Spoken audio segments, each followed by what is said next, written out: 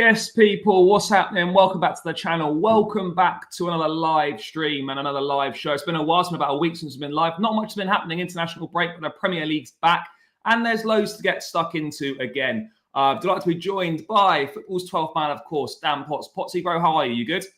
Good, bro. Yeah, big up for having me, man. And yeah, I always like to try and come and support where I can. You've been great on 12th man for, well, weekly show now for what seems like forever. So big up to you, bro. And the international break is a strange time, bro. I don't know about how you feel about it, but I hate it with a passion. I find it boring.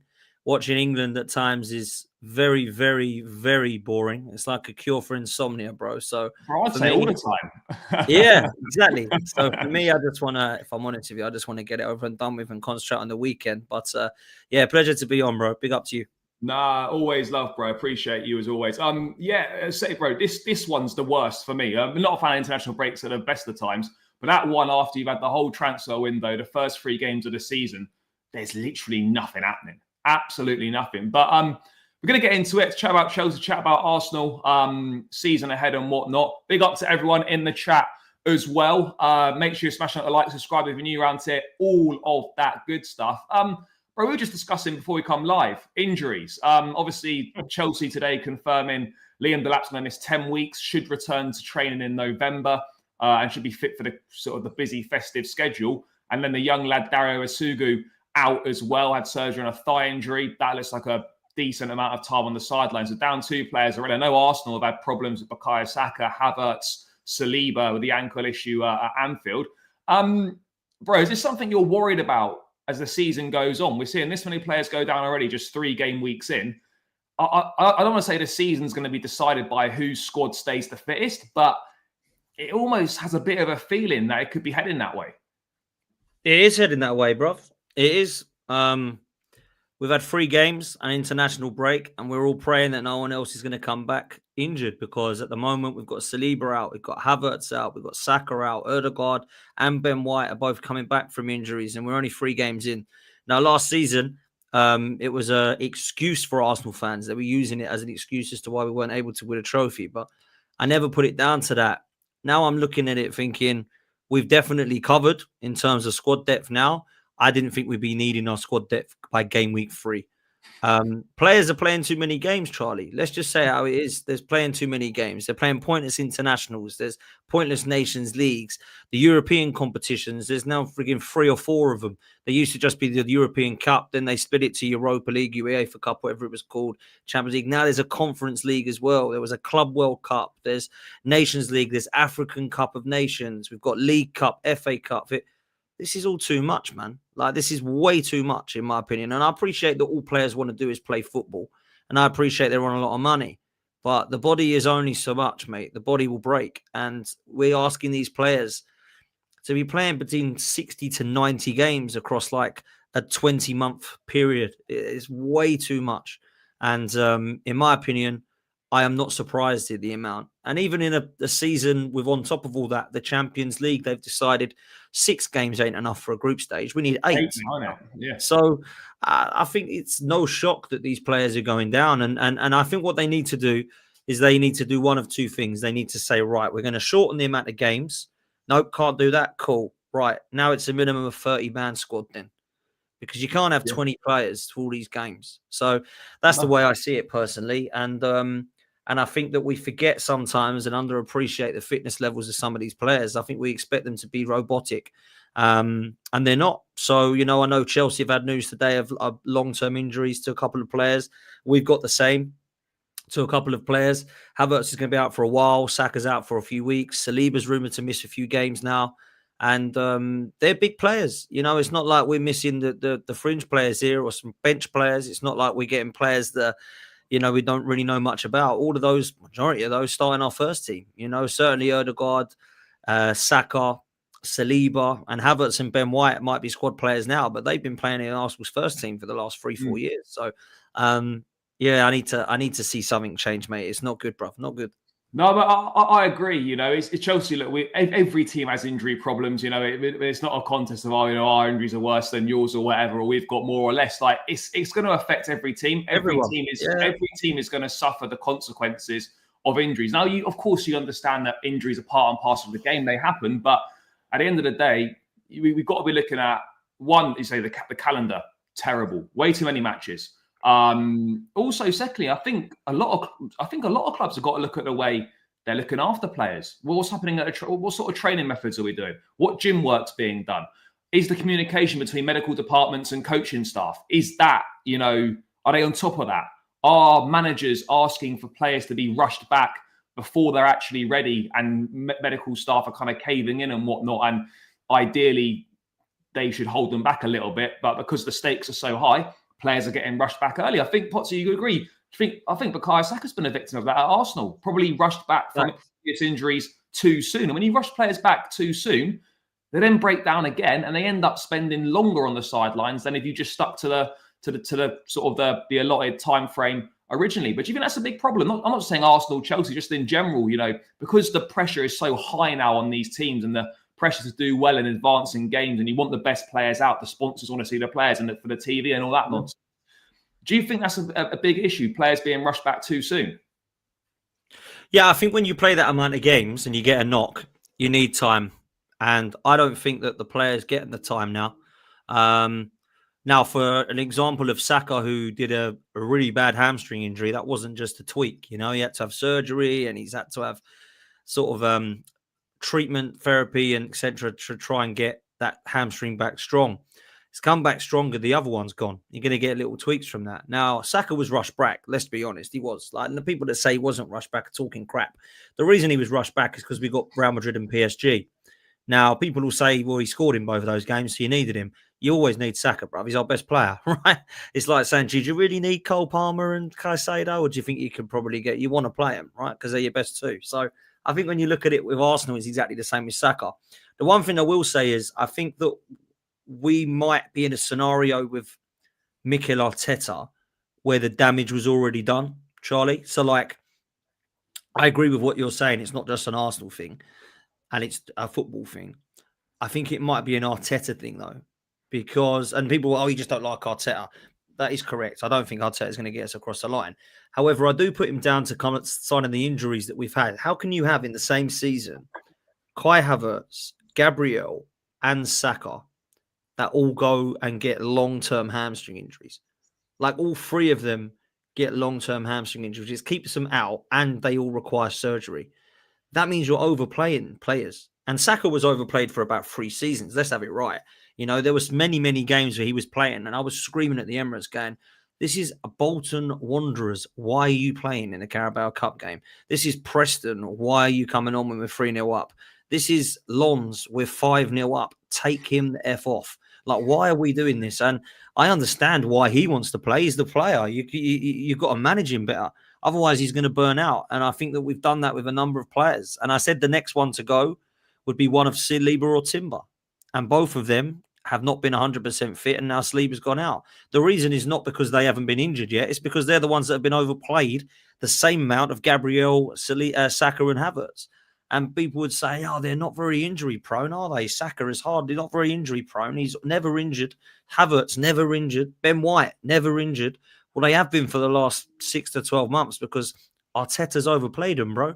So this is why I keep saying to people that we need to look at the manager and the fitness staff as much as anything. Because as much as there are players and games and too many games, the manager can say, right, you're playing this one. And I think this season is the first season that we've actually had a squad that I look at and rate and trust. Because I've always liked the players at Arsenal. He's always been the manager I've had question mark with. But I didn't like all the players. I actually look at the squad now and think, there ain't many I don't like out there now. There ain't many I don't rate out there now. Do you know what I'm saying? I think we've got a good goalkeeper. We've got 2 good right backs in White and Timber that most of the Premier League would look at and go, well, I'll take either of them. A left back, Lewis Skelly and Calafiori. I still feel we need a proper left back. However, they've both done good jobs when they've come in. Our centre back pairing is the best in the league by quite some distance, in my opinion. Then you look at the midfield and you think, right, okay, Rice, Zubamendi, Marino, Norgard, Erdegaard, Wanyeri, Max Dowman coming through. Madueke is coming in now to back up for Saka when everyone laughed and thought, oh my God, he's going to be their starting winger. Clearly he's not. He might have to start some games, but he's not going to come in to be the starter. Obviously, you've got Eze and Martinelli on the left-hand side. Trossard's there. Havertz is backing up with Jesus, Yökarez. no one tell me that we can't rotate now. No one tell me we Yeah. can't take the 4 serious now.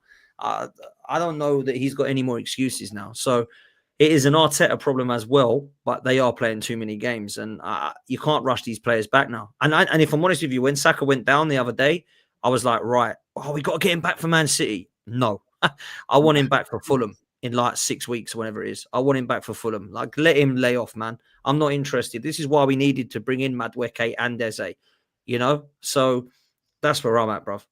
Yeah, I mean, look, I think now as well, the squad. I know football's always been a squad game, but it feels like, particularly with the amount of games, frequency that injuries are occurring now, like squad games never been more important. Like, I think this season, certainly, the squad is arguably the most important it's ever been. You almost need to have, if you can, you almost need to have 2 first 11s. Bar maybe 1 or 2. You need really 20, 21 players that are good enough to contribute week in, week out. That's the stage that we're at now. And so when, people maybe moan about, so-and-so signing so many players and whatnot, why have you got X, Y, Z? No top club has 3 strikers. I was having this conversation all summer, right? I wanted Chelsea to have 3 strikers in the squad. And everyone was like, no, you don't need that. No, what top team has 3 strikers? I'm saying, look, by the way, it's not 3 players for 1 position, because João Pedro covers at 10 and could cover on the left or right if needed. You've then got Liam Delap as your only number 9. And we did have Nicholas Jackson at the time. So it could have been Delap and Jackson as your 2 number 9 choices, and Pedro as a 3rd choice who can also play 10 or right. So when one goes down, and one's gone down now, we've got the only out-and-out number 9 in the squad now is Mark Guiu. And people, and you talk about poor squad planning. I actually didn't mind the window, but I just think if you're 1 injury away from being short in a real key area of the pitch, then you've not built your squad well enough. And so you look at Arsenal, right? Havertz goes down. You've got Yökarez and Jesus. I know people might not like Jesus and he's maybe not that good, but you've still got 2 options there at number 9. And you could maybe chuck someone in a false 9 if you wanted to or whatever. Chelsea, Delap goes down. All right, Jackson wanted out, whatever. That obviously wasn't a situation that could have been salvaged. Fine, these things happen. But you have to prepare for that eventuality. You should always think worst case scenario when squad planning, because you can't ever go into a season thinking, these lads will all stay fit. They'll stay fit for the whole season, and we don't need the 3 strikers. We saw it last season on deadline day in January. Guiu and Nicholas Jackson both got injured in the same game. We've already lost Delap for 10 weeks. What's to say in this next period that João Pedro might not get injured? And then you're fucked. You're literally with Mark Guiu as your 9, and then you're playing Pedro Neto down the middle, or you're playing whatever you're doing. So I don't think it's ridiculous. What do you think, bro? Do you think it's outrageous to want to have 3 centre forwards in a squad that are all good enough to start? Bro, I said this a few years ago, right?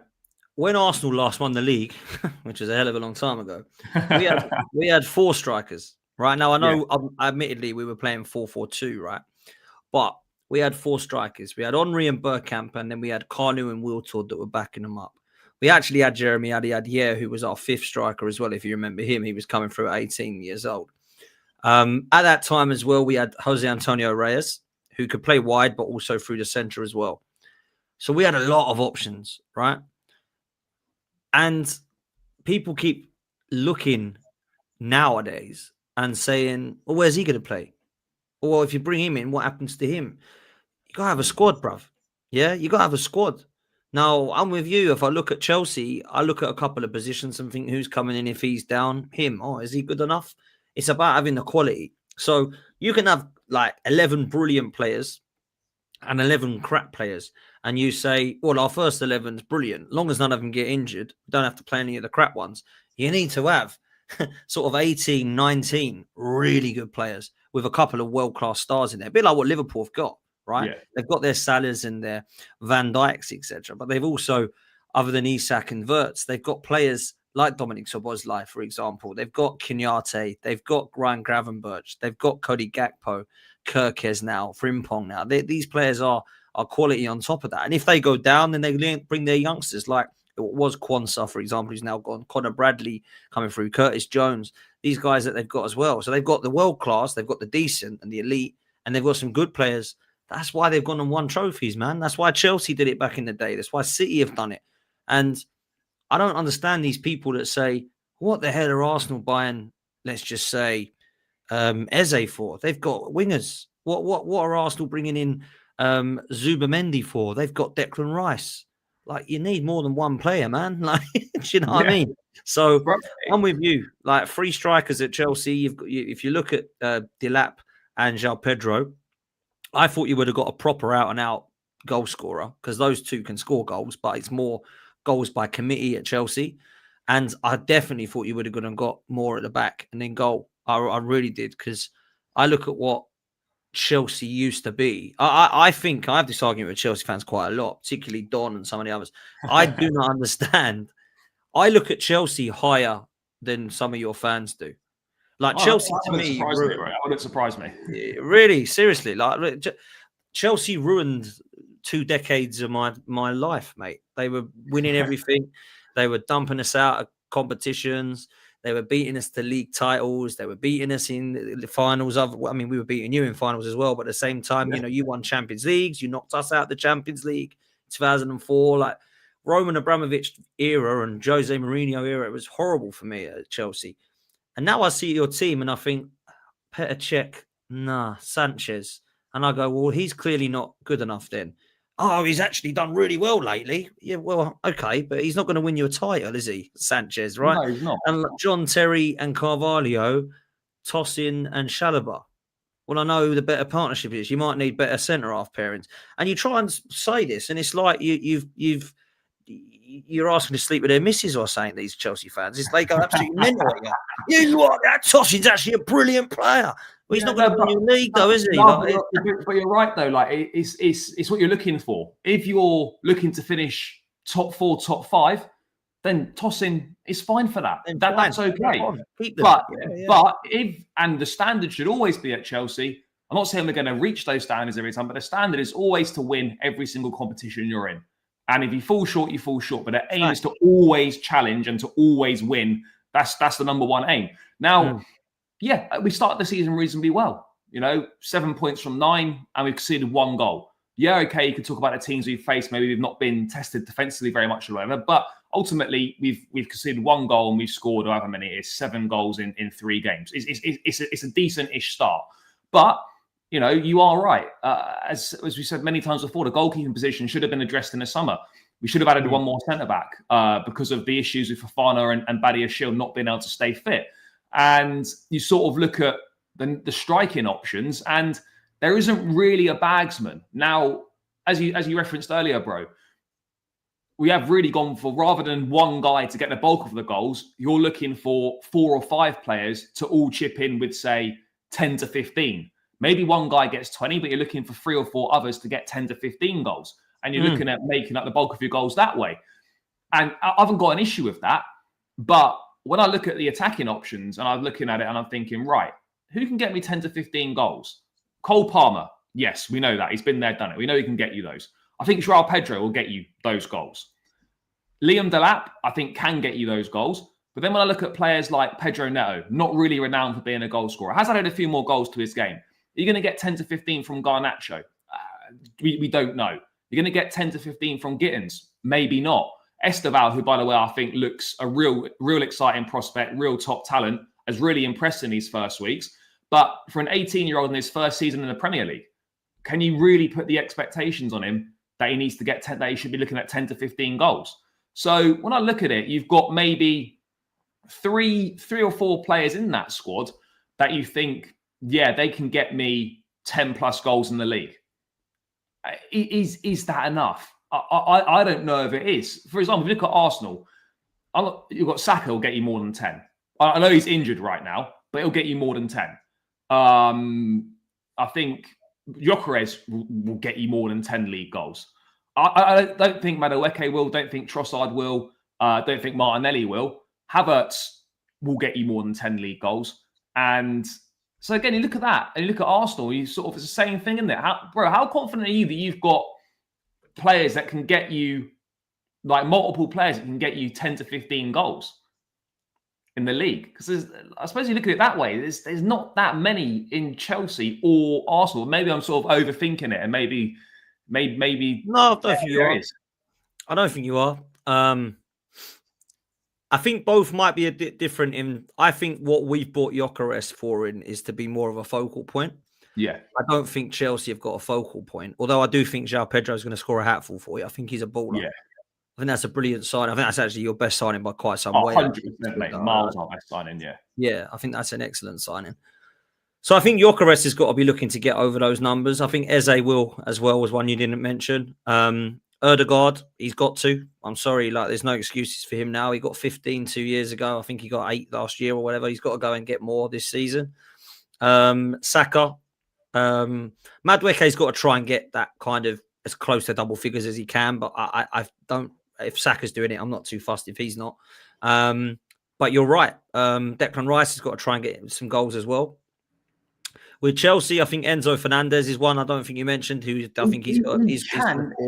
He can. He's shown he can score goals, right? He scored a lot of goals last season, but I'm talking 10 goals in the Premier League from midfield. I know that might sound like maybe not a lot. I'm not saying he can't do it, but that wouldn't be like an obvious one that springs to mind when you sort of say, oh yeah, he'll definitely get you 10.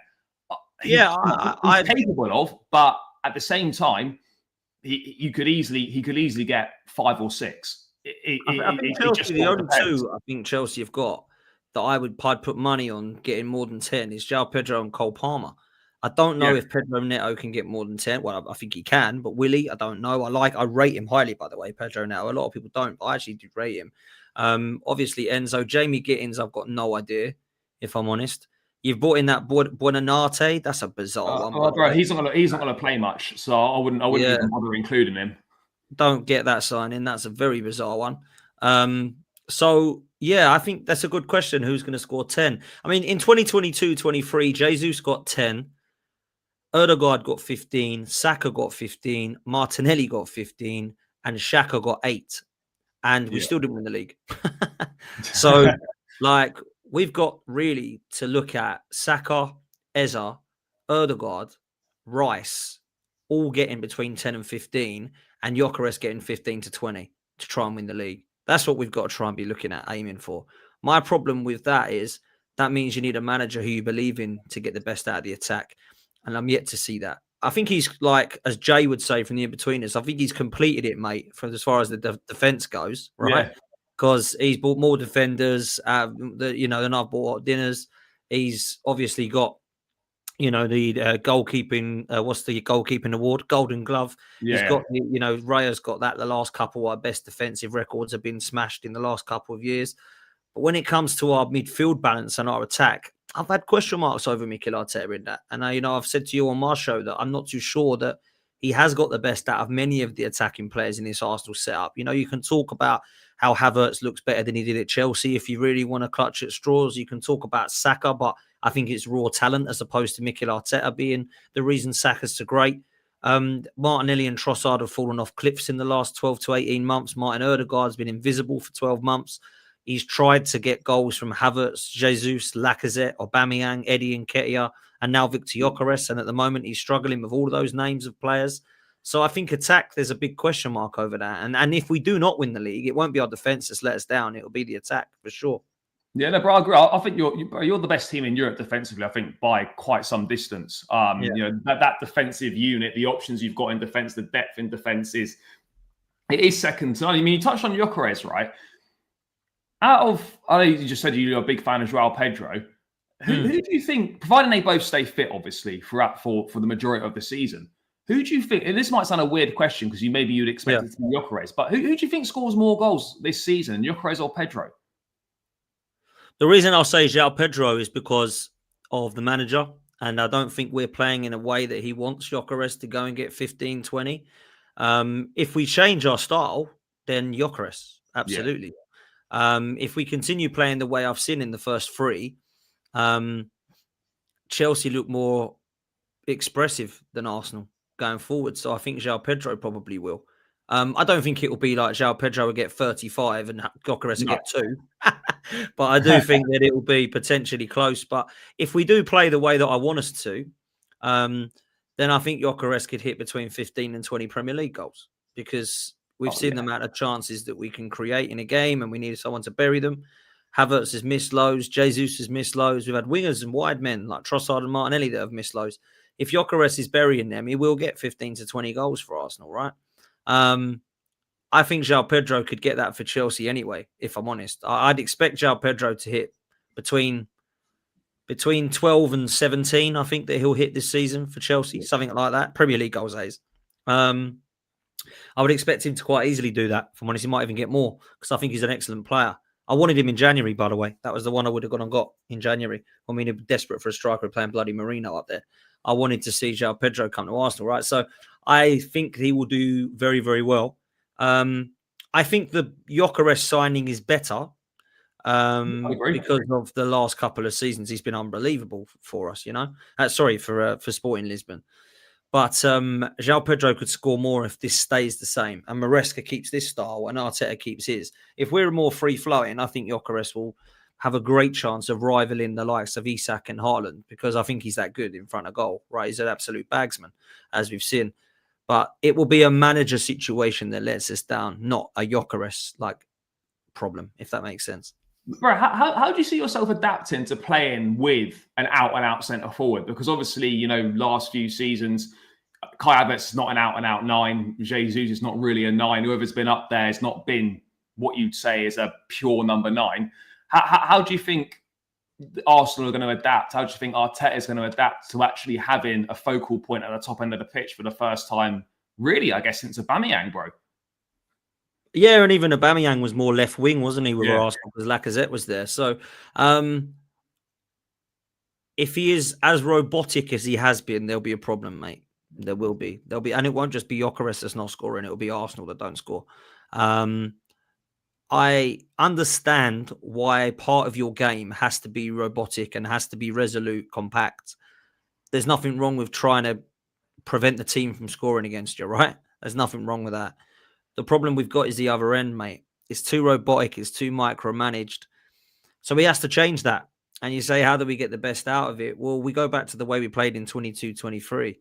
Now, even back in the 22-23 season, it wasn't like Arsenal were winning 4-3 and 5-4. Yeah. And, we were actually beating teams 2 or 3-0 quite comfortably. We were going and smashing teams. And at the back end of 23-24, we had 5s and 6s going in against Sheffield United's, Burnley's, West Ham's, Palace's. We smashed teams, right? He can do it. We can blitz and be scintillating if we want to. He hasn't wanted to do that. He's had too much fear, too much PTSD. So I don't think it's you're bringing in Yökarez, like he's crap if you have to make it easy for him because he's not very good. I don't agree with that, but I do think we are making it very difficult for all of our attack at the moment because it's very robotic, very sideways and backwards, very possession based. And to give you an example, against Liverpool at Anfield, Calafiori had the ball at left back. And it had 17 passes before it went back to Calafiori, and he was still at left back in the same position. He hadn't moved. So we're basically just giving everybody a touch for the fun of it. We're not trying to drive it forward or move it forward or express. We're trying to frustrate the teams as opposed to actually give it a go, which is why he's been called quite negative and robotic, which I think he is. I think he has been. I think that's quite obvious that he has been. So for me, I want to see Arteta actually go and take the shackles off. It's a bit like me saying to you, Charlie, Chelsea this season have been excellent to watch. They've missed out on the title by, I don't know, let's say 6 points, 7 points. You've been close to winning a trophy. Your style is there. It's looking really good. You need 1 or 2 more players. Maybe you look at the goalkeeper and the defence again, right, in the summer. And then instead of saying, do you know what, we were close. We just need to tweak it a bit. Add a couple of players. We'll give it another go. You basically take the notepad, scratch it up and go, right, everyone behind the ball. Get 11 men behind the ball, try and win out 1-0. Set piece is the only way we need to score. Let's do 1-0 to the Chelsea. Let's go. And you'll be like, what the hell are you doing that for, man? We were playing brilliantly. You didn't need to do all that. That's what Arteta's done. And then when that didn't work, he's like, right, this really ain't working. So what we're going to have to do now, nobody go forward. Listen to me, all resolute, all robotic. So Martinelli gets the ball, and instead of taking it from the halfway line to the goal, which he did against Chelsea at Stamford Bridge 6 years ago, whatever it was, he's now getting the ball. Yeah, he's now getting the ball at Anfield, and he's falling over it because he knows, right, I really want to go that way, but I've got to come back. Like, I can't watch that, mate. I cannot watch that football. You know, because if you're doing that and you're winning 1-0, or even if you're drawing 1-0 at Anfield, you take that. You're not going to cry about taking a point at Anfield. When you're doing that and you're losing, bruv, that ain't good. You're turning bro, the only way that football's acceptable is by winning. Because when you're winning, there's only so many complaints you can have. Because at the end of the day, the results are all that really matter. So you can put up with it. But yeah, as soon as that football is not producing results, that's got to go. Because for fans, just in general, it's you can't enjoy watching it. You just can't. And I don't know. I look at Arsenal. I just sort of think, when's it going to happen? Because it should have happened last season. Because City were out of the picture. It was there for the taking. Didn't step up. The season before, when if only we'd beaten Aston Villa at home, we would have won the league. But I think I said this to you before. It's always, if it was this, or if this didn't happen, or if that didn't happen. But the recurring theme is, it's not happening. Whenever the key moments are there, it's not happening. So why is that? And for me, we discussed it. There's no excuses now. The squad's there. That squad is more than good enough to win the Premier League. But the main issue is the manager, and it's the mentality as well. The mentality obviously comes from the manager, but the mentality within the players as well. Arsenal got great footballers, by the way. But how many of them have got winning mentality? I don't think there's that many. Saka's won an FA Cup. Yeah, all right. Declan Rice has won a Conference League, whatever. Zubimendi has been part of successful Spanish teams that have won stuff. But when you're really looking at it, who's been there in the trenches, knows how to dig in when things get tough and knows how to get a team over the line? There's not many in that team. And I think that's a problem as well. I mean, look, the only winners that we've got in our team have not won with Arsenal, right? Yeah. Even if you go back to David Luiz, who we bought, and Kieran Tierney, who we bought, and the likes of Jorginho and Havertz won stuff with you guys. Gabriel Jesus and Zinchenko won stuff with Manchester City. Yökarez has won stuff with Sporting Lisbon. We haven't bought any players that have come in and won something with the club, and you can say, we've won because of you. Like when we had Aubameyang, like people say Arteta won that single-handedly. Aubameyang won really alongside it. Aubameyang won that cup really, on his own. He ran it past Man City and Chelsea, destroyed both teams, and we smashed them, right? That was why. It was not Arteta's masterclass or his stroke of genius or tactically, Jose Mourinho'd it in the final and we won it. It wasn't that. We need to install some winning mentality. And this is why people laugh at me. Oh, my God, Dan Potts wants to win the Carabao Cup. Well, first of all, I'll win anything because I'm starving over it. Right? And the second thing is, I actually grew up winning that trophy and liked it. And I know people call it an energy drink cup now. It is not the League Cup's fault. It's been sponsored by Energy Drinks and Carling and Worthington and all that, right? It is a trophy that I see us winning 93 is the first trophy that I saw under George Graham, right? So I will always look and hold that into good regard. I also look at FA Cups. We've won 14 of them. Name me another team that's won 14 FA Cups. I'll wait. There ain't one. So that's why I like it. Yeah, so I would take the FA Cup and I would take the Carabao Cup. Of course I would. I'm not going to go, oh, dear me, don't give me a day out at Wembley celebrating that crap. Jesus. Of course I'm going to, right? You would as well. Everyone would. Yeah. Domestic cups for Arsenal and Chelsea. It's been too long since either of us have won one of them. Bro, we haven't won one since 2018. 2018 was our last one. Mate, we've lost. Mate, I can't tell you how sick I am of going to Wembley and walking out having lost and hearing the other team celebrating when you're waiting in that massive queue to get on the tube to get out of there as quickly as possible. Last 6 Wembley finals. I've been to them all and we've lost every single one. For Chelsea, I know, yes, you can say we've had a Champions League, a Club World Cup, Super Cups, those things. They're great, fantastic. But to not have any domestic silverware since 2018 for a club like Chelsea, it's really poor. I know last season was positive in terms of we got back in the Champions League, won the Club World Cup, won the Conference League. Positive season. But I was really disappointed with how shit we treated the domestic cups. Put out a reserve team away at Newcastle in a Carabao early doors. Almost like, well, we don't want to play this game, so we're just going to throw it basically by putting this team out. Then we obviously lost in the 4th round of the FA Cup against Brighton. Shocking performance. It just that sort of stuff isn't good enough. And yeah, people can look at, it's not necessarily about what the trophy represents or the size of the trophy. It's about what it means to the squad, to the group. That win. Conference League last season for us, by the way, prime example. No one's saying a Conference League is the biggest trophy in the world by any stretch. But for this group and this ownership, that's the first trophy they've won together. You get that taste for winning. It builds that winning mentality. And then you're hungry to go on and get more. You win the Club World Cup. You're hungry to go and get more. It puts that hunger in place. Bro, Mourinho first come, right? 2004-05 season. No one really took the League Cup seriously. Wenger would always play, your Lupolis and all those like reserves in it. It was always a cup that the reserves were put out in. Mourinho came, played strong teams in pretty much every round, targeted that League Cup, and that was the first thing that group won together. And it gave us that hunger to push on and go again. Now, I'm not saying that if Arsenal win a Carabao Cup, it automatically means they're going to win a Premier League, but they're going to have that taste for winning and that desire to make it happen again. So I don't understand why Arteta's, during his time, has treated the FA Cup and the Carabao Cup, these don't matter. We're better than that. Where's that arrogance coming from? Because you haven't won nothing. So what are you talking about? Look, he won the FA Cup and thought, don't want to do that again. Done that now. Now I've got to go for one of the big boys. He's never taken the Carabao Cup seriously. He's always played a squad which was never, ever strong enough, whether it was against the City that we come up against or Brighton. Since we won that FA Cup, the reason I say done that, don't want to do it again is because we've only won 2 games in the 5 years prior after that. So we've beaten Oxford and Palace. We've lost to Man United last season with 10 men. We lost to Man City and Liverpool. Now, so it's quite difficult, to be fair.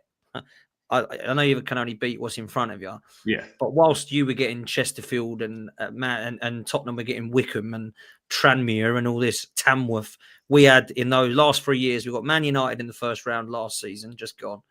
Then we got Liverpool the season before that, and we got Man City the season before that. You don't want to be drawing out those 3 teams. The first ball, first time you get the draw, I think it's the third round in it or whatever it is in the first time. Yeah, third round you come out. Yeah. Like, Arsenal versus Man City, and we're like, oh, well, at least we'll get someone bad next season. Yeah. Arsenal, Liverpool, and then this season just Arsenal, Man United. We're like, come on, man, give us bloody Wickham or something. Like, do you know what I mean? Let's get them in the semis.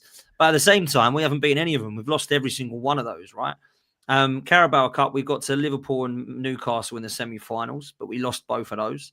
So he hasn't taken them seriously. Like last season against Newcastle, we didn't take that seriously. We got absolutely battered.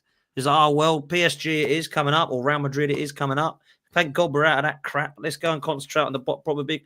You can do that if you've won 15 League Cups and 15 FA Cups. Yeah. But when you haven't, you got to go and win them first, sunshine. Yeah. So, and I agree with you. Pep and Jose used to get to March and go, Carabao Cup, we'll do that again in May, boys. And you used to do it because you get used to doing that. You get winning mentality installed. There's the team and the fan base. They all get it. They're like, that was brilliant in March. Let's go do it again in May.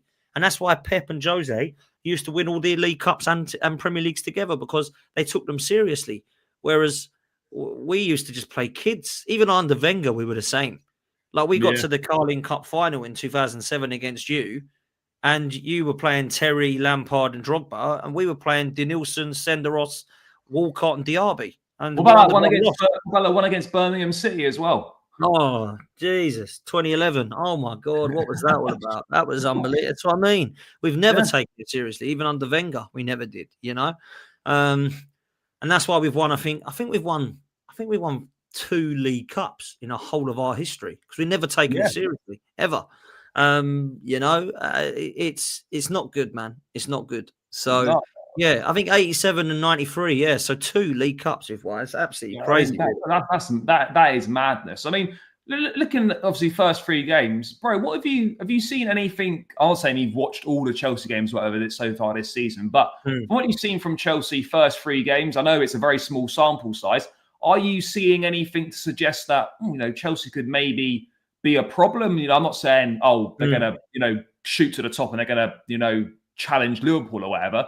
But are you seeing what, Chelsea could maybe finish ahead of Arsenal? Chelsea could maybe finish ahead of City. What are your thoughts?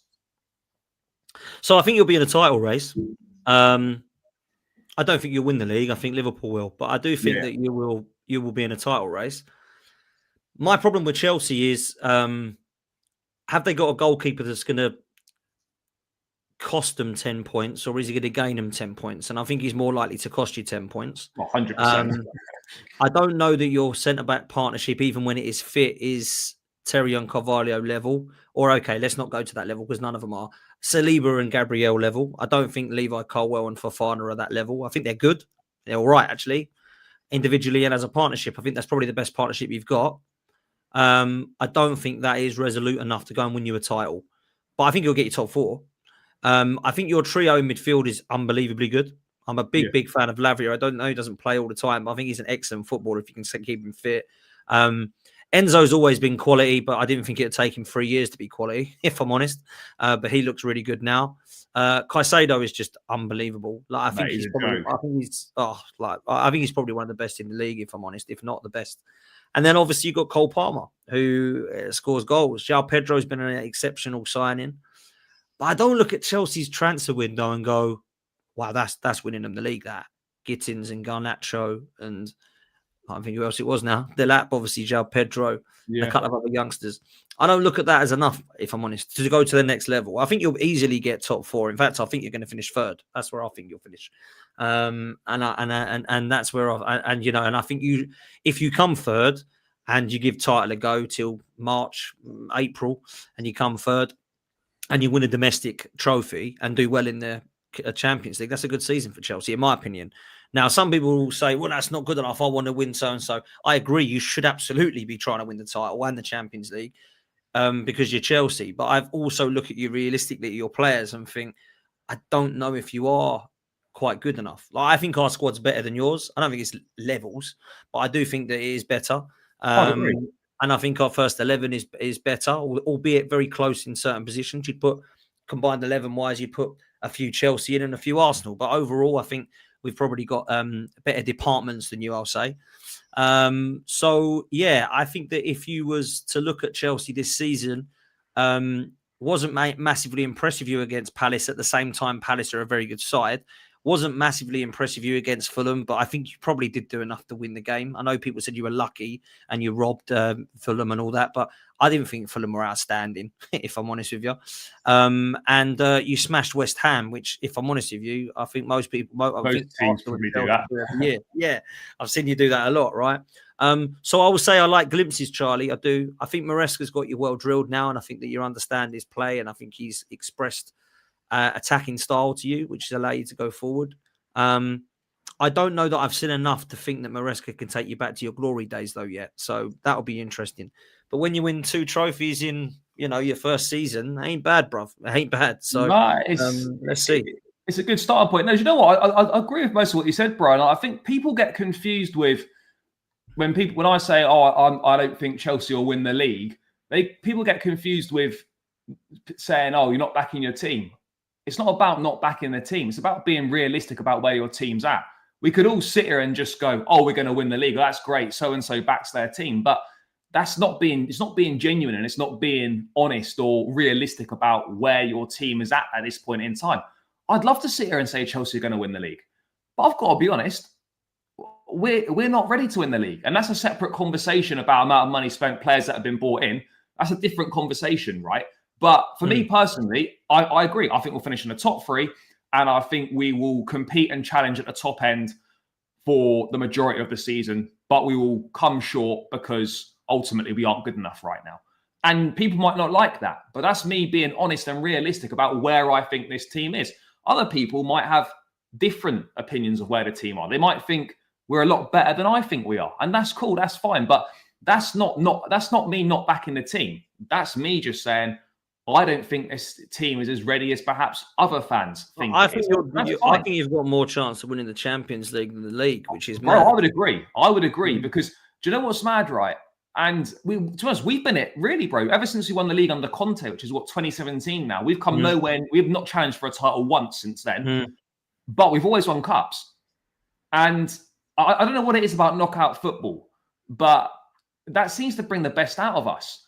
I'm not saying we're going to win the Champions League, but I also equally wouldn't be surprised if we popped up in a semi-final, because that's kind of what Chelsea do. Sometimes you don't know how we do it, but it kind of just happens. We come alive in them knockout games. You've got players that have won things, players that have got experience at the top level, and players that have all won together at Chelsea now.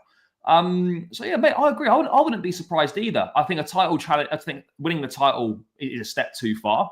But yeah, I don't see why we can't win a cup. For me, bro, Chelsea have got to come top 3, and we need to win one piece of silverware, whatever that silverware is. We need to win something, because it's very easy to go from 12th then to 6th, and then 6th into the top 4.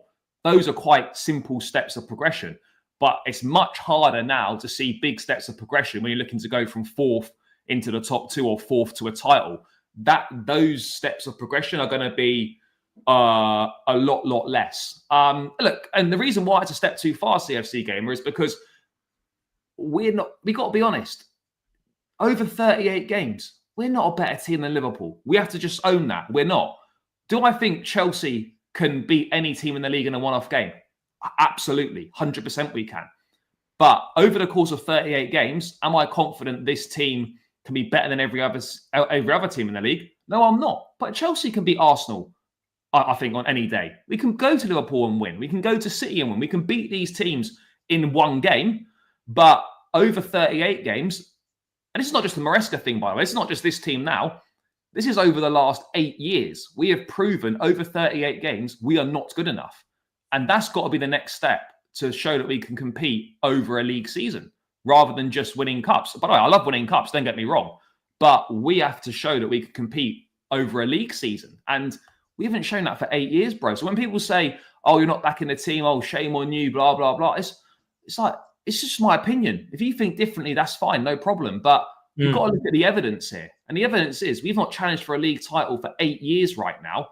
So then why, when you look at Liverpool and stuff, do Chelsea fans think that this team right now is going to beat Liverpool over 38 games?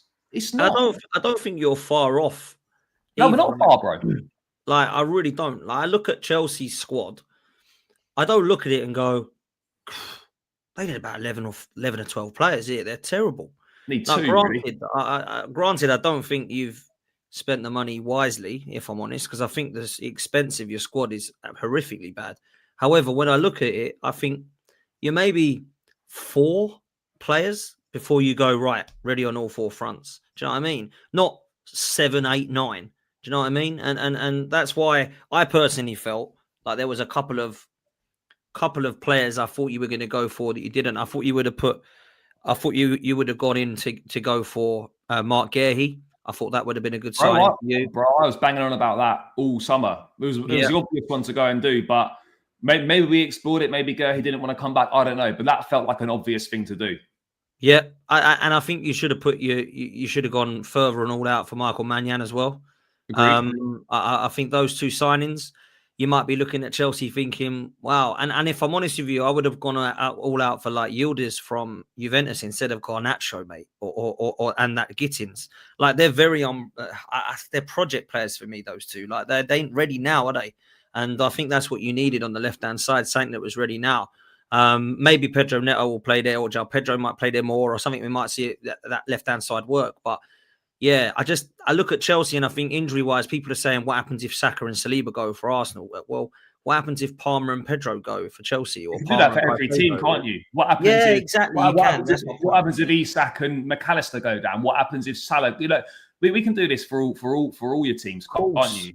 Yeah, but yeah, bro, I think we're a bit short. I agree. Garnacho and Gittins are 2 very, very similar players. You know, I would have rathered sign one of them and go and get, as you say, Yökarez, or go and get Xavi Simons or whatever it was. That for me would be better, because you now got a 21-year-old and a 20-year-old on your left side who, all right, Garnacho has proven he can play in the Premier League, and he whether people like it or not, he will start a lot of games for Chelsea this season, because he is simply more ready for Premier League football, and right now he's better than Jamie Gittins. So I just think if you was to go and get a young player, I think they've said it, the viewers, they're like, yeah, he's young as well. He's a project player as well. Yeah, he is, but he's one that would be worth the punt. I think the other 2 are a bit like, oh, I don't know if that's worth that, taking that. It's a lot of money for. I think Yökarez, not that he would have been cheap by any means, but I think you can clearly see the individual quality is there. Whereas Gittins, I think, has done it a little bit more inconsistent. And Garnacho is just a horror. I can't tell you how much of a bad signing I think that is. Like for me, I know that he will probably score goals and stuff like that, but I just think the player himself, the attitude of the lad, it just stinks in my opinion. So, we'll sell him to you in a couple of years when it don't work out. Yeah, he'll come for your fucking seconds. Yeah, again, bro, you can give us 50 million for him in 2 years when we've had enough. you laugh, but you know it'll probably happen with our club. We've got this fetish for Chelsea players, man. But no, we'll see, man. No, bro, last thing, so I know you've got to go in a sec. Yeah. Who do you think will have a better season out of Chelsea and Arsenal? Like, who do you think will win more trophies? Who do you think will finish higher? I think Arsenal will finish higher in the league, but I think if I had to put money on one of the teams to win a trophy, it'd be you. Which means I probably think that Chelsea will have a better season. Because you had a better season than us last year, right? You obviously got the 2 trophies, the conference and the Conference Cup, and then we come second again to LA, right? So when I look at what I think we're going to do, I think we're going to come second again. I think Chelsea are going to come third. I think City are going to come fourth, and I think Liverpool are going to win the league. That's my top 4. I think that you have a good chance of winning a domestic trophy, and I think Arsenal have a good chance of winning a domestic trophy. But if I had to put money on one of them winning a trophy, it would be Chelsea, because Maresca's proven he can win you a trophy. Arteta's yet to prove with this team that he can win us anything. And as for the Champions League, I think both of us will get far but won't win it. I think Chelsea and Arsenal could both get to quarters, semi-stage. But I think that'll be as far as we get. I hope I'm wrong. Because if I'm honest with you, Charlie, if you said to me now Arsenal aren't going to win the Premier League, I want the Champions League anyway, because we haven't won it, right? That's the one I want. Whereas with you, it's probably the Prem, because you've got 2 Champions Leagues. You've had to pick one, I suppose. Whereas with me, it's the Champs, because I want the one with the big ears. I never had that one. So that's where I'm at, bro. So I think that you'll probably have the most successful season out of the 2, because I think you might win a domestic cup this year.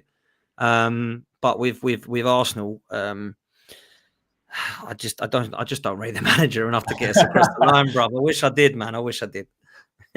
Yeah, no, bro, I hear it. But yeah, bro, I know you've got to go now. But thanks so much for your time as always, Potsy. It's greatly appreciated, bro. Let the people know where to find you if they don't know. Legend, bro. No, pleasure coming on, man. Make sure you hit like and subscribe. Charlie's putting out top content, man, and you'll see him on my channel. Football's 12th man. I'm on the way to 60K. So if you can come and help, that'd be amazing. So if like and subscribe. I'm on tonight at 9 o'clock. If you don't fancy watching England, then come and watch me, a gal, and all of the guys on Arsenal Roundabout chatting about Arsenal, arguing with each other, and put England on mute in the background, because you might want to. But big up to you, man. Appreciate you all. No, nice one, Potts. Catch up with you soon, brother. Take care, mate. Yeah. Nice Cheers, one. Chad. In a bit, man. Later. Nice one, brother. Right, guys, we're going to carry on. We're going to cover a little bit of Chelsea news now as well. Big up to everyone in the chat. As always, big up to Potsy for his time. Always great to catch up and chat all things football. But people, it's been a while since I've been live. I think it's been a week, actually, since I was live. What are we saying in the chat? What are we saying, guys? How are we feeling about Chelsea? Obviously, international break. Injury news has not been the best. Let's dive into that then. Let's dive into that, because I know we didn't really have the time to cover it earlier on. We didn't really have the time to cover it, but let's get into it because it's now been confirmed that Liam Delap will miss 10 weeks of the season, 10 weeks from that starting point. So 10 weeks from when the Fulham game was. So maybe he's going to be out for 8 more weeks or something along those lines. David Ornstein confirming that news this afternoon. Liam Delap expected to return to Chelsea training again in November and return to play soon after, ahead of a festive schedule. No surgery required for Chelsea striker. Hamstring issue, recovery time approximately 10 weeks from when injury occurred. So look, positives are: 1, no surgery required. 2, he's going to be back for the busy festive period when we're desperately going to need him.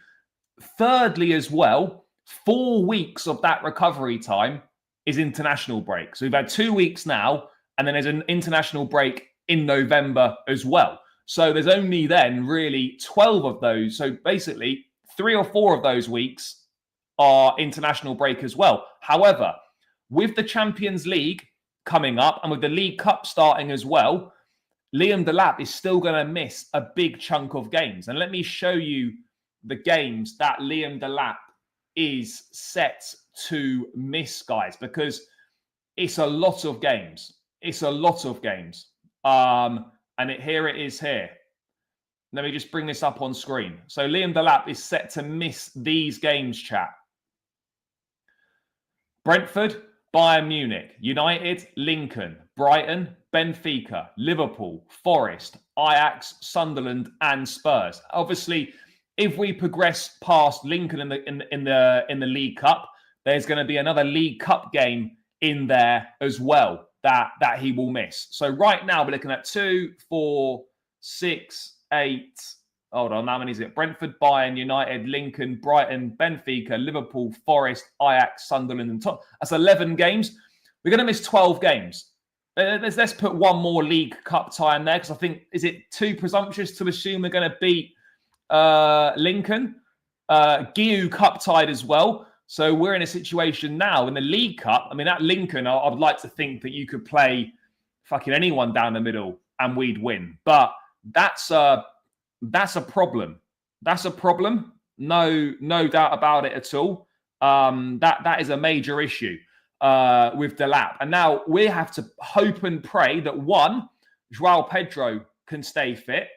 And secondly, we need to hope and pray that Mark Gyokeres has got the capabilities to step up to the plate and shine. That's what we need to hope for. That is what we need to hope for. And I'm concerned. I've got to be honest, chat. I am concerned. Because these are big games, by the way. We're talking big games here. Big games. And yeah, Blue Queen, I agree. We are going to be short in the attack. We are. Because João Pedro can't play 90 minutes in every game up front. Mark Gyokeres will start some of these games. I don't know which ones he'll start. Maybe he'll start against Sunderland. Maybe he'll start against Ajax. I don't know. That Fofana, I think, will be gone. I don't know what's going to happen to him. Neto will likely be deployed as a striker, making room for a Gittins. Yeah, Neto could play down the middle. You know, someone's going to have to play down the middle, because João Pedro, I don't think, is going to play against Lincoln. Mark Gyokeres cup tied. Ideally, you don't even want to play Pedro Neto. Again, as Junior Easy says here, maybe you play Shin Moheka against Lincoln. Is that outrageous? Is it outrageous to play Shin Moheka against Lincoln? I don't know. No, he wasn't. He wasn't that bad as a striker. And maybe in some games it might be all right. Of course. Yeah, bro, I think Mazza is spot on here. Against Lincoln, I wouldn't be surprised at all if Tyreek George played. If Tyreek George played in that game. I think that's almost a certainty that Tyreek George will start down the middle. That's mad. That is mad. But that should be more than enough to win. That should be more than enough to win, for sure.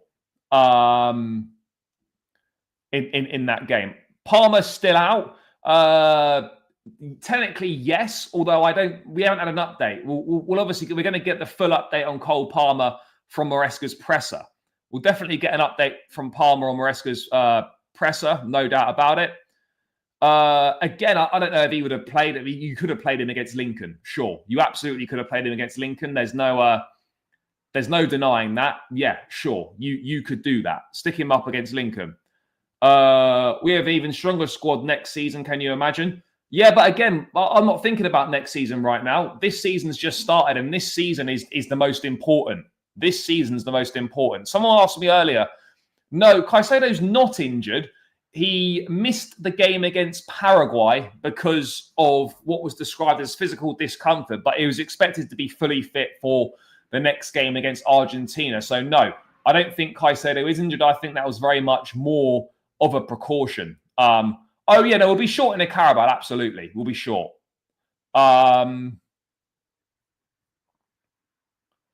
Yeah, this is the big thing. This is the big thing. We have to hope and pray that João Pedro stays fit. You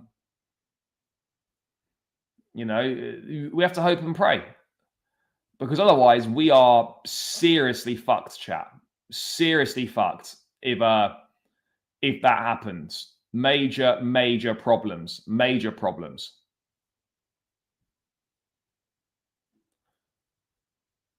I want rotation against Brentford, not Garnacho, but the others I want to see. Santos, Hato, Gittins, the Brighton loanee. Well, bro, with Dario Asugu down now as well, Andre Santos is going to become even more important. You know, Cucurella, maybe you look at starting Jarrell Hato against Brentford.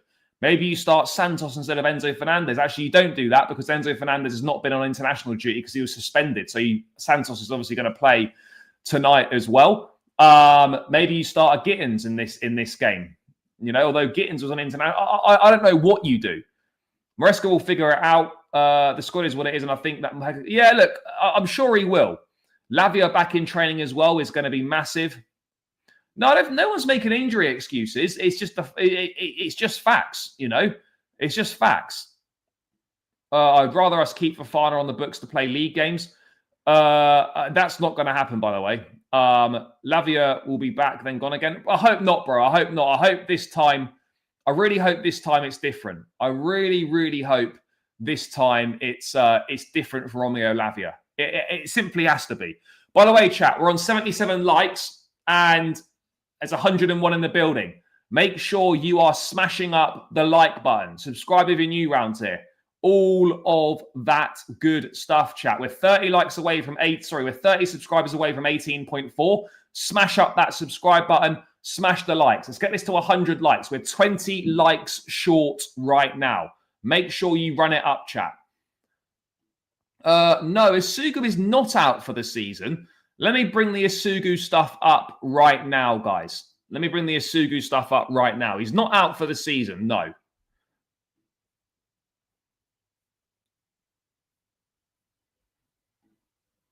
So, here we go. Let me just bring this Asugu thing up.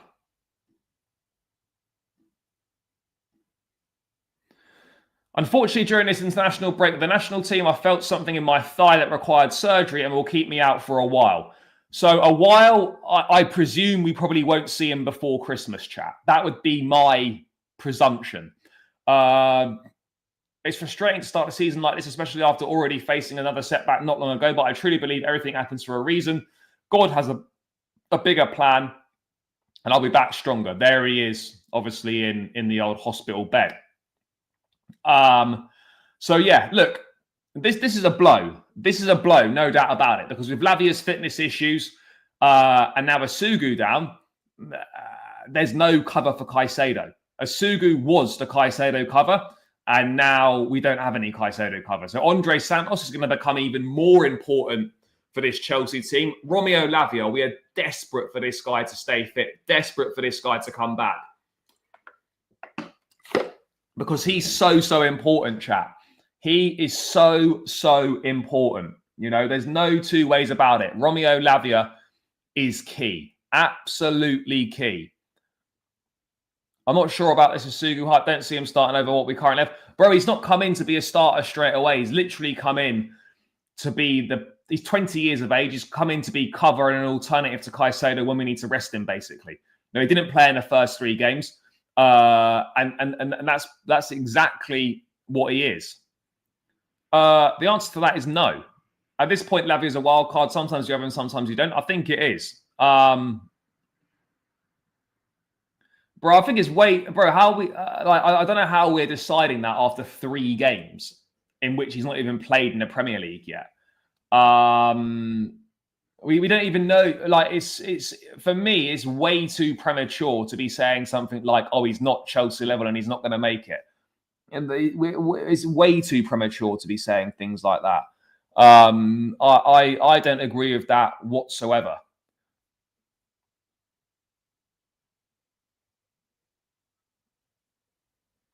To be honest, I don't know what happened. This was in training with the Portugal under-21s. I don't know what happened. I don't know what happened. I really don't know what happened.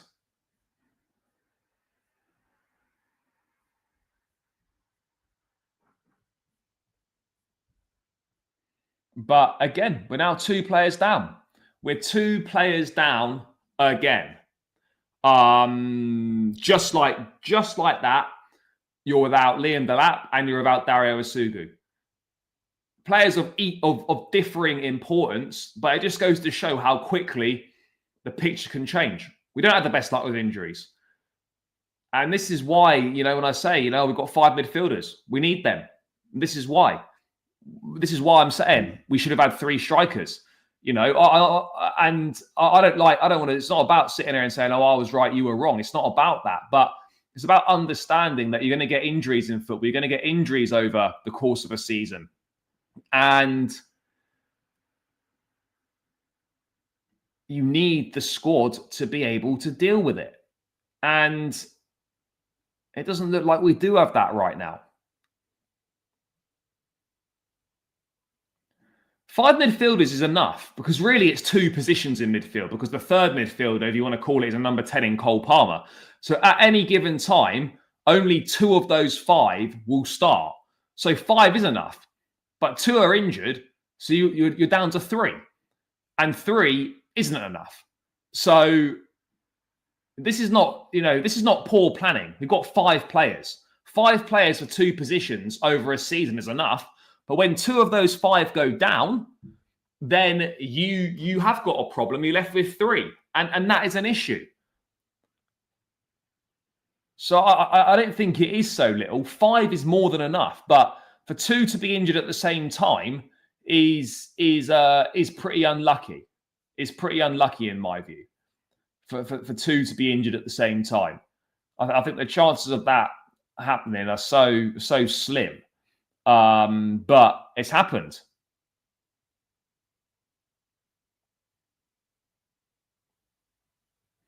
Oh, yeah, absolutely, viewer. I agree. The Isugu position is much, much easier to cover. 100% it is. A lot easier to cover. There's absolutely no denying that. Absolutely no denying that. Absolutely no denying that.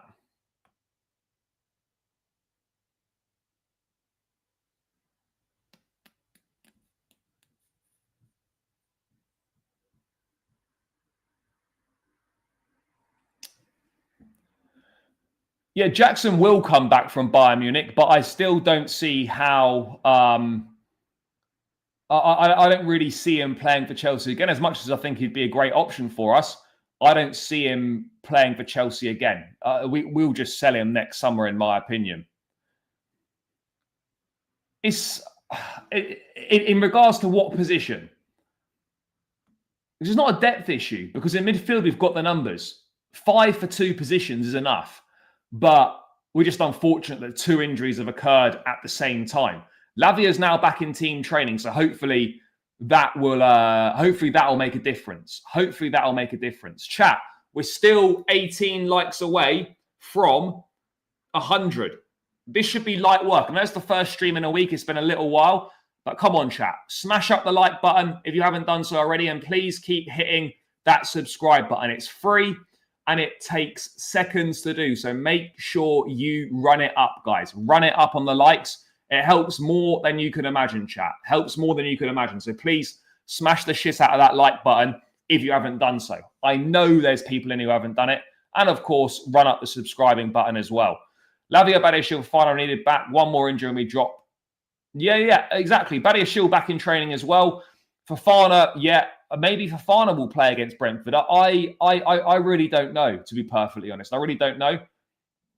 I think it's going to be very interesting to see how we handle this period of games. Because if you look at what's coming up now, because right now, this is where shit starts getting serious, guys.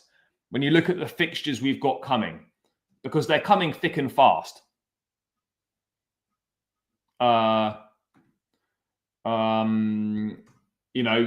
Different competitions playing every 3 days or so. This is where shit now is getting serious because let's bring it up. Okay, let me bring it on the screen now, guys.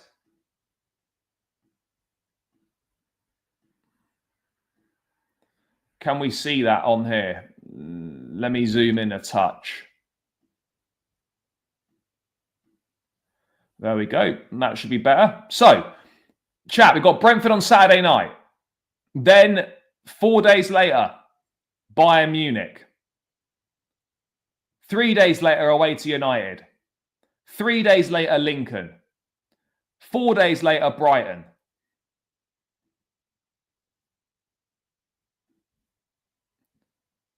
Three days later, Benfica. 5 days later, Liverpool. Then it's international break after October 4th. So between the 13th of September and the 4th of October, which is what, 3 weeks, we have got 1, 2, 3, 4, 5, 6, 7. So chat, we have got 7 games in 3 weeks. 7 games in 3 weeks. The squad is going to be so important. And this is where Maresca's going to earn his money, you know, with the rotations and whatnot. Because Brentford, Jarell Hato needs to start in this game. You've got to rotate Yökarez out. He needs to get some sort of rest. What game are you resting Caicedo in? Because really, you need him for Brentford, you need him for Bayern, and you need him for United. So maybe you're saying, right, you give Caicedo the night off against Lincoln. You know, when do you rest these players? And what game do you rest João Pedro? You probably rest João Pedro for Lincoln City as well. You know, there's so many different options that we've got here.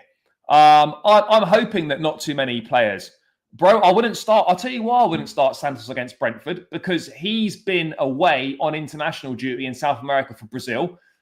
Enzo Fernandez hasn't. And so this is where you've got to start making decisions. Enzo will start against Brentford, and I think Enzo will start against Bayern Munich, and I think Enzo will start against United. I honestly don't think the next game that Enzo won't play is probably Lincoln. I think he starts all 3 of those games, as I do with Caicedo. But then you need to give them the whole night off. There's no point putting Caicedo and Enzo Fernandez in the squad against Lincoln, because it's not the night off, is it? You're still traveling, you're still warming up, you're still doing all this and all that. So there are some big decisions to make in terms of what we've got coming up. There are some major decisions to be made. And I don't know what we're going to do. Yes, Lavia's back in team training. Hopefully he's back in the matchday squad for the game against Brentford. That's got to be the aim. Whether he is or not, I don't know. Whether he is or not, I'm not too sure. But I really hope he is. I really hope he is. Really hope he is. Because we cannot just have this guy unavailable for such large parts of the season. It's just mental.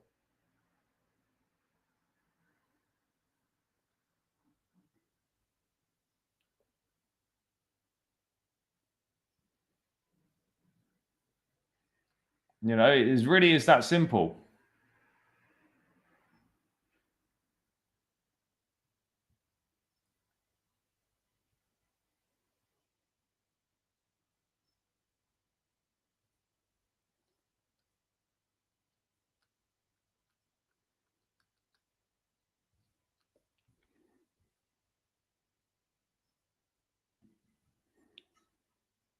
Yeah, I'm glad he's back as well. But we got to wait for him. We got to wait for him, you know, to actually see him on the pitch again. It's all very well, yeah, he's back, he's this, he's that. But we need to wait and see him on the pitch.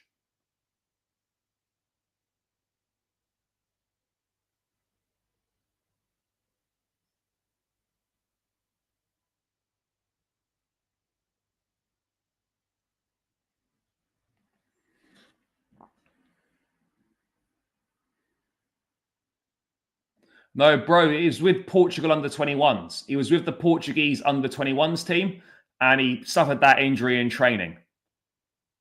Yeah, run it up, run it up, run it up. I think even Gyokeres needs to be substituted for João Pedro in probably 60, 70 minutes in. Yeah, bro, he will do. Gyokeres is going to have to play. And it's going to be interesting to see whether Maresca actually trusts him more than he trusted him last season. That's going to be the interesting thing to see. Lavia won't get a complete run out until after that break. He can only probably play 60 minutes max until full fitness. Yeah, look, Lavia's going to have to be managed as well, you know, and this is where Maresca's got to make use of the squad, and this is where Maresca's got to trust all his players, because we will need to seriously rotate the squad in this run of 7 games in 3 weeks. In this run of 7 games in 3 weeks, we have to see this. We have to. We absolutely have to.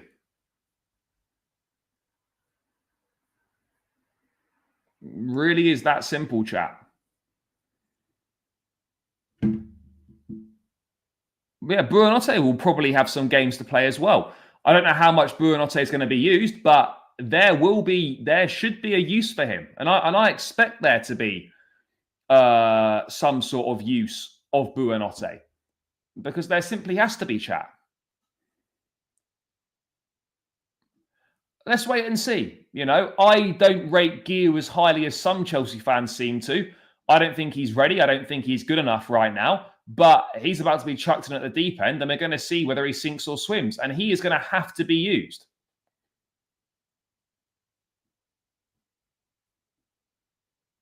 He's going to have to be used. And so let's see if Maresca does actually use him. That's going to be the big thing. No, Buonanotte is not in a Champions League squad, no.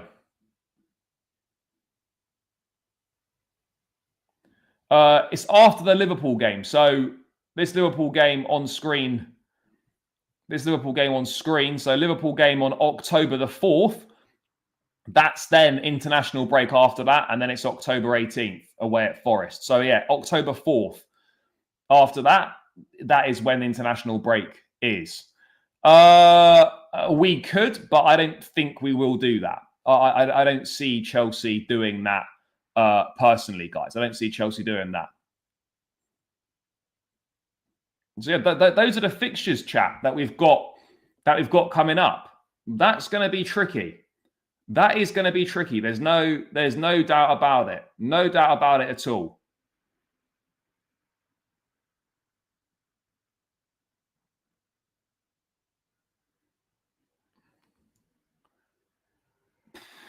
Well, it's yeah. Fuck. Well, hopefully we're not in too much trouble, chat. Hopefully we're not in too much trouble. But the games are coming thick and fast now, and it really is something exciting to look forward to. Something, you know, we're back in the Champions League. We're playing the big teams again. The fixtures are coming thick and fast. We're playing every 3 days. You know, we've got 7 games in 3 weeks. It's all exciting. This is what you want, and this is what you look forward to as a fan. We've just got to hope we've got the capabilities to manage it. We've just got to hope we've got the capabilities to manage it. That's all I can say. We just need the capabilities to manage it. And hopefully we can do that. Hopefully we've got that. Yeah, all we can do is see how it goes. I agree. All we can do is see how it goes, chat. 100%. Let's just see how it goes. What else have we got going on? Any questions as well, chat? Let me know, guys. Any questions as well? Let me know. Fair enough, bro. I think it is. I think it is. Not in all positions, but overall it's better. They've got better defensive options than us. Midfield, you could say, is probably the same, and their forward options are better than ours, really. We have to be honest here. You know, Yökarez, Saka, Eze. The squad's better. It's got more strength in depth and it's got more quality in depth. It doesn't mean that Chelsea are bad at all, if you say that. But the Arsenal squad is better. Bro, I'm absolutely looking forward to the Champions League game. Absolutely looking forward to the Champions League game. Can't wait.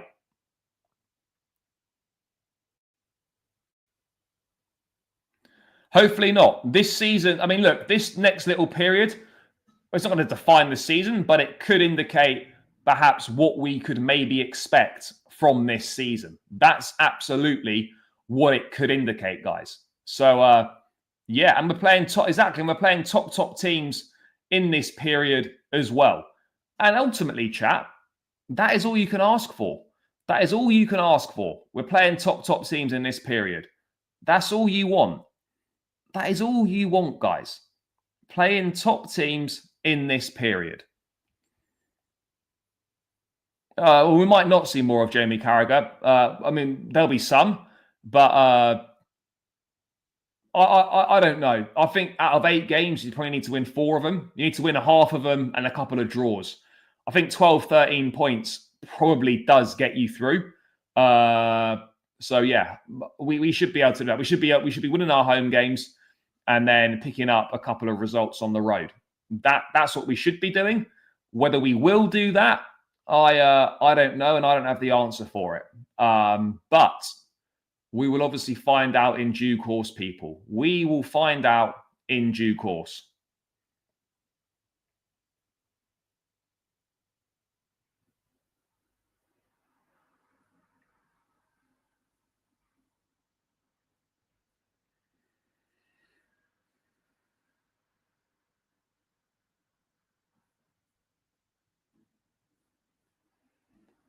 Yeah, bro. Chelsea-Barcelona is going to be massive as well. It's going to be absolutely huge.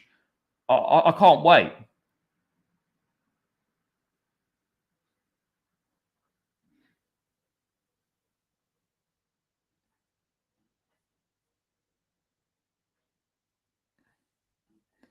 To be fair, I don't really worry too much about Reece now. But yeah, I agree on the others. You know, we're going to have to try and keep these guys fit if we can. We're going to have to try and keep these guys fit.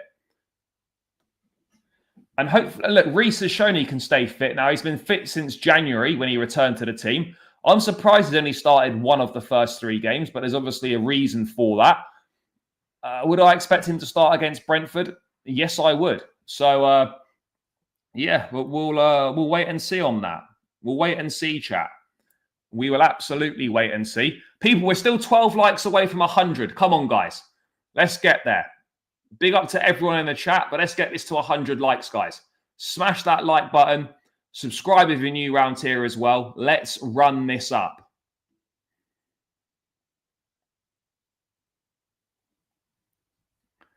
But yeah, obviously England play tonight. Hopefully Reece James doesn't start or doesn't feature too much because we don't want him to get injured or we just don't want him to play too much football. So we'll wait and see on that point of view. And obviously Andre Santos is going to play for Brazil tonight. I'm sure João, Pedro and Esteval will feature as well.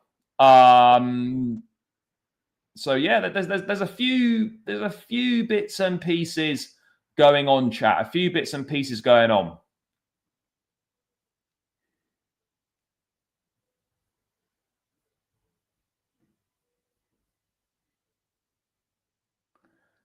Do you know what? I think Garnacho will probably have a bigger impact this season. That's what I think. That's what I think. Would I start Esteban against Brentford? I probably would, but I could easily see him not starting because of the long travel he's had to South America. But let's see, guys. Let's see, really. We'll be discussing this, obviously, more in detail later on in the week. Absolutely. So, yeah, it's good to have the football back, chat. It is good to have the football back. This is what we should be looking forward to as fans, getting the football back. This is what we want. No, we'll get that in the press conference on Friday, I'd imagine. But the fact there's been no news, I would suggest that there's nothing major going on, I wouldn't have thought. But we'll find out in the presser on Friday.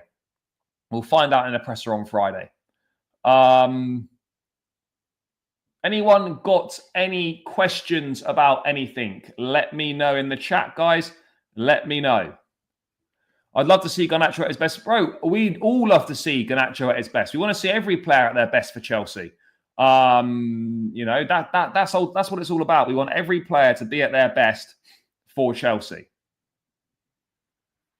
Yeah. A second time against Benfica. Yeah, we played them obviously in the Club World Cup as well. But yeah, this is exciting. This is when it gets exciting, chat. You know, we've got some big games to look forward to. I would absolutely love this. I would love it if we can get this to happen. If we can get this to happen, it will be absolutely superb. It would be exceptional. It would be unbelievable news if we can get this to happen. Whether we will get it to happen, I don't know. But yeah, it would be special, particularly considering how shit our record at Old Trafford has been in recent years. That would just hit that little bit differently, and it would just feel extra special, guys. It would feel extra special. There's absolutely no denying that whatsoever. But yeah, guys, I am going to round this one out here. Big up to everyone that's tuned in this afternoon. Obviously, big up to Potsy as always for jumping on. Guys, make sure you show some love to Pot's channel. Is tagged in the title and in the description. Make sure you subscribe on your way out, guys. Please smash up the like button. Big up to everyone for supporting the show this afternoon. Appreciate each and every single one of you. I'll be back again with more content tomorrow, so make sure you stay tuned for that. Enjoy the rest of your Tuesday afternoon, guys, and we will catch up tomorrow. Smash the like, subscribe, up the Chelsea, and I'm out. Peace.